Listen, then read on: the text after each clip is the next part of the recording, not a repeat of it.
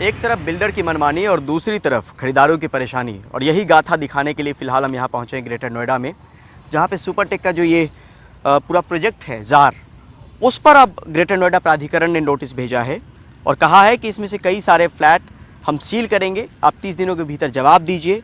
कई टावर भी सील होंगे इसमें। और हमारे साथ अरविंद कुमार सिंह है, जिन्होंने लंबी लड़ाई लड़ी है। मार्च 2014 में इन्होंने हमें पोजीशन लेटर भेजा था। उस समय पोजीशन लेटर में जब हमने इनसे ये पूछा कि भाई क्या आपका कंप्लीशन सर्टिफिकेट एसआरटी से जारी हो गया है, जिससे कि मैं जो फ्लैट पोजीशन लूँगा वो विथ रजिस्ट्री लूँगा, ऐसे नहीं लूँगा। तो बिल्डर ने मुझे कोई सेटिस्फैक्ट्री जवाब नहीं दिया। तो हम अथॉरिटी में गए और उनसे पूछा कि क्या इस पर्टिकुलर टावर का आपने कंप्लीशन सर्टिफिकेट जारी कर दिया है। तो मेरी आरटीआई में उन्होंने ये बताया कि नहीं, हमने जारी नहीं किया हुआ है। वो 844 सैंक्शन है और 1904 बना लिए हैं आप। तो जो ये फ्लैट एक्स्ट्रा, तो एक्स्ट्रा जो 1000 से ऊपर फ्लैट है उसको सील करने की बात। हाँ, वो जो एक्स्ट्रा 1040 फ्लैट हैं उनको सील करने की बात है। जो ज़्यादा फ्लैट बने हैं उसको लेकर आपकी आपत्ति किस बात को लेकर है? ये कहते हैं कि आपके जो सामने की एरिया है वो ओपन रहेगी, ग्रीनरी रहेगी, पूल्स रहेंगे, पॉन्ड्स रहेंगे, वाटर बॉडीज रहेंगी, बहुत सारी फैसिलिटीज़ होती हैं, सुबह घूमने के लिए अच्छा इन्वायरमेंट रहेगा। इसके लिए पैसे लिए इन्होंने और हमने पैसे दिए भी, लेकिन उस जगह पे इन्होंने टावर खड़े कर दिए।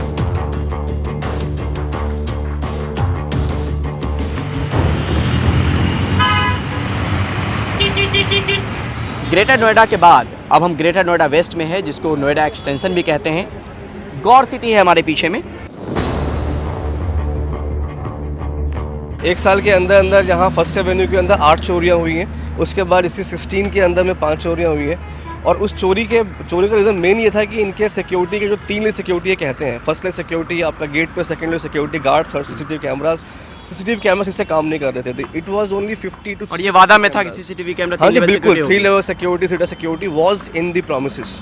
लगभग हर फ्लैट में सीलन की प्रॉब्लम है और हर कहीं से भी पानी जो है लीकेज बहुत ज़्यादा रहता है। पाइप लीक कर रहा है या कुछ है, आप कंप्लेंट लिखवाते हो तो वो एक ऐसी चीज़ है कि इमीडिएट होनी चाहिए, लेकिन sometime it takes 3 to 4 days। क्या बंदा आएगा ही नहीं।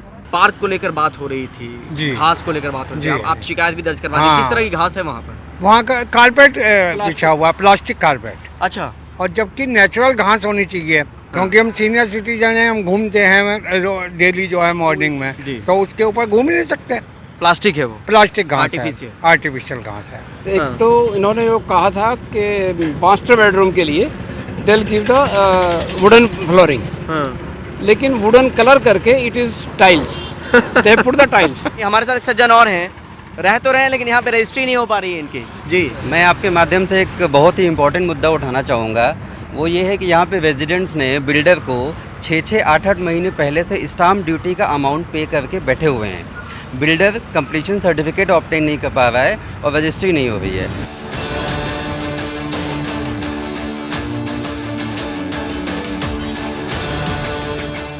पहले ग्रेटर नोएडा में सुपरटेक, फिर ग्रेटर नोएडा वेस्ट में गौर सिटी और ग्रेटर नोएडा वेस्ट में ही आम्रपाली का ड्रीम वैली। मैंने आम्रपाली स्मार्ट सिटी में 2010 में बुक किया था। तब बुक किया था, इन्होंने बोला था कि 2013 में यानी 36 महीने बाद आपको डिलीवर कर दिया जाएगा होम को। अगर देखा है तो मुझे लगभग 6 साल हो गए वेट करते हुए। 36 महीने की जगह अब 6 साल हो गए, यानी 72 महीने हो गए और अभी तक मुझे फ्लैट नहीं मिला। और ये भी नहीं पता मुझे कि अगले 6 साल में डिलीवर करेंगे कि नहीं करेंगे। मतलब स्मार्ट सिटी से ड्रीम वैली में आपको ड्रीम वैली, बिल्कुल कंप्लीट प्रोजेक्ट को स्क्रैप होने के बाद स्मार्ट सिटी प्रोजेक्ट को ड्रीम वैली में शिफ्ट कर दिया गया था। मैं अभी तक 95% पेमेंट दे चुका हूँ। मुझे नहीं लगता कि 2025 तक भी ये डिलीवर कर पाएंगे। सैलरी का ऑलमोस्ट 65% रेंट और EMI में जाता है। 2012 में एक अच्छा दिन देख कर 6 लोगों ने इनके साथ में बुकिंग की थी आम्रपाली में, बट अभी तक कंडीशन कुछ नहीं क्लियर है कि ये कब बनाएंगे। पिछली डिमांड हमारे पास आई थी 1.5 साल पहले। 1.5 साल से आप ये समझ सकते हो कोई डिमांड नहीं आई है। इट मीन्स काम जीरो। एक्चुअली मैंने जो अपना फ्लैट बुक करवाया था वो स्कूल फेसिंग कराया था, बाहर की साइड, ताकि हवा अच्छी आए, लाइट आए। लेकिन अब क्या हुआ है कि वहाँ पे स्कूल का प्रोजेक्ट ही चला गया है। वो बिल्डर ने किसी और को प्लॉट बेच दिया और वहाँ पे अब दूसरी हाई राइज बिल्डिंग खड़ी हो गई है।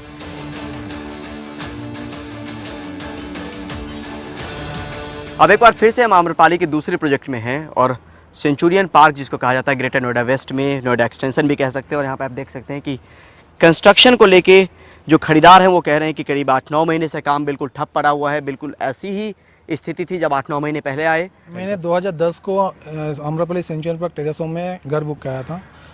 मुझे पोजीशन देना था 2014 को, मार्च 2014 को, लेकिन अभी तक वो कंप्लीट नहीं कर पाया। सर मैंने अक्टूबर 2013 में बुक कराया था ट्रॉपिकल गार्डन F9 में, सेंचुरियन पार्क का हिस्सा है, फेज 2 बोलते हैं इसे। और सर ऑलमोस्ट 3 साल होने वाले हैं और आपके सामने है 3 फ्लोर का काम हुआ है और पिछले 1 साल से मैं आ रहा हूँ, कोई भी मेरे को प्रोग्रेस या मतलब लेबर कभी कुछ नहीं दिखती। 2014 में मैं 90% पेमेंट दे चुका हूँ और अभी तक मेरे फ्लैट में प्लास्टर तक नहीं हुआ है। हमने एक अपना सपनों का घर यहाँ पे बुक किया था आज से करीब 4 साल पहले, और इस उम्मीद में कि हम यहाँ पे आएंगे एक दिन और अपना यहाँ पे घर बसाएंगे, लेकिन जैसा आप देख रहे हैं कि अगले कब मिलेगा भगवान मालिक है। और हम लोग की हालत अब इतनी ज़्यादा ख़राब हो गई है कि बच्चों के स्कूल के फ़ीस देने के लिए पैसे नहीं बचे हैं। हो जाएगा कि ये यहाँ पर मतलब वेंटिलेशन का 100 एकड़ की बात थी, 30 एकड़ बेच दिया गया। ये पुराना लेआउट है, ये नया लेआउट बनाया गया। एक तरीके से फ्रॉड, एक तरीके से धोखाधड़ी, हर तरफ आपको इसी तरीके की कहानी नजर आएगी। बिल्डरों की मनमानी और ग्राहकों की परेशानी। ग्रेटर नोएडा वेस्ट से कैमरा पर्सन सुशील लाठी के साथ परिमल कुमार, एनडीटीवी इंडिया। हमारा मकसद यही है कि आप इन अकेले लड़ रहे लोगों की एक एक परेशानी को समझें और हो सके तो सहानुभूति रखें और साथ भी दें कि ये कितनी मुश्किल लड़ाई लड़ रहे हैं ये लोग। बायर एसोसिएशन के संघर्षों की प्रक्रिया पर जेएनयू में शोध होना चाहिए। अगर जेएनयू के शोध में तत्व कुछ कम पड़ जाए देशभक्ति का तो बीएचयू से करा लीजिए, मगर कीजिए कुछ जरूर। ये एक नए किस्म का नागरिक आंदोलन है जिसके प्रति हमें समझदारी बनानी पड़ेगी कि खरीदारों की क्या गलती है इनमें जिन्होंने फ्लैट बुक कराए हैं। केंद्र ने कानून तो बना दिया, लेकिन क्या उन्हें फ्लैट मिलने लगे हैं? केंद्र के कानून का इस्तेमाल करने के लिए भी ही तो 3 स की जरूरत है। 3 स, ये 3 स मैंने पहली बार आपको बताए हैं, ये वही एक्सक्लूसिव है। आप रो ना दें इसलिए थोड़ा हंसा रहा हूं। ये 3 स है संकल्प, सदस्य और संगठन। एक चौथा स है सफलता का। इस चौथे स की बात नहीं करूंगा वरना आपको आईपीएल का मैच देखने में मजा नहीं आएगा। हम इन आंदोलनकारियों के फेसबुक पेज पर गए, हम नहीं हमारे सहयोगी मिहिर, जब खाक छान रहे थे तो एक से एक बातों का पता चला। लड़ते लड़ते लोग कवि भी हो गए हैं। कोई मुख्यमंत्री को पत्र लिख रहा है तो कोई ट्विटर पर हैशटैग चलाने के लिए नई लाइनें सोच रहा है, कोई स्लोगन लिख रहा है। यह सब भी एक काम है। एक कवि की रचना आपके सामने पेश कर रहा हूं। वो लिखते हैं कि हक की कमाई से बनाया जो आशियाना हमने, उसमें आशा की किरण हमने जोड़ दी, अपने आंसुओं की बेल हमने धोनी की तरफ मोड़ दी। जाग गया अब ग्राहक, बिल्डर की हर चाल तोड़ दी है। आम्रपाली सफायर से जुड़ने की अब लग गई एक होड़ सी है। सलाम है उन भाई बहनों को जिन्होंने कामयाबी के लिए बहुत दौड़ की है। मैं कहीं कभी ना बन जाऊं तेरे प्यार में है कविता। वैसे हमारे सहयोगी मिहिर ने इसे बायर कविता का नाम दिया है। हमारे बिल्डरों का बहुत बहुत शुक्रिया। उनके आधे अधूरे फ्लैट आज के टूटे बिखरे सपने हैं। वहां से कविता नहीं निकलेगी तो कहां से निकलेगी? फिर तो चुनाव आ जाएगा। लोगों को अपने अपने नेताओं को लेकर सोशल मीडिया पर लड़ना भी होगा ताकि देश बदल सके। देश का बदलना और फ्लैट का समय पर मिलना, इन दोनों में कोई रिश्ता है या नहीं, इस पर किसी विश्वविद्यालय में अभी तक शोध नहीं हुआ है। एक घर पाने की लड़ाई कितनी मुश्किल है, इसी मुश्किल लड़ाई को एक कवि, एक प्रदर्शनकारी ने रामधारी सिंह दिनकर की कविता का सहारा लिया है। इस कविता में तड़प रहा आंखों के आगे भूखा हिंदुस्तान की जगह अपनी सोसाइटी सफायर का नाम घुसा दिया है। वीर रस की कविता भी बायरों के काम आ रही है। तो ये कविता है, ढीली करो धनुष की डोर, तरकश का कश खोलो, किसने कहा युद्ध की बेला गई, शांति से बोलो। किसने कहा और मत भेदो हृदय विहीन के सर से, भरो भुवन का अंग कुमकुम से, कुसुम से केसर से, कुमकुम लेपूं किसे, सुनाऊं किसको कोमल गान। तड़प रहा आंखों के आगे सफायर का आंगन, समरशेष है अहंकार इनका हारना अभी बाकी है। वृक्क को दंतहीन अहि को निर्विष करना बाकी है। समरशेष है नहीं पाप का भागी केवल व्याघ्र, जो तटस्थ है व्याघ्र जो तटस्थ है समय लिखेगा उनका भी अपराध।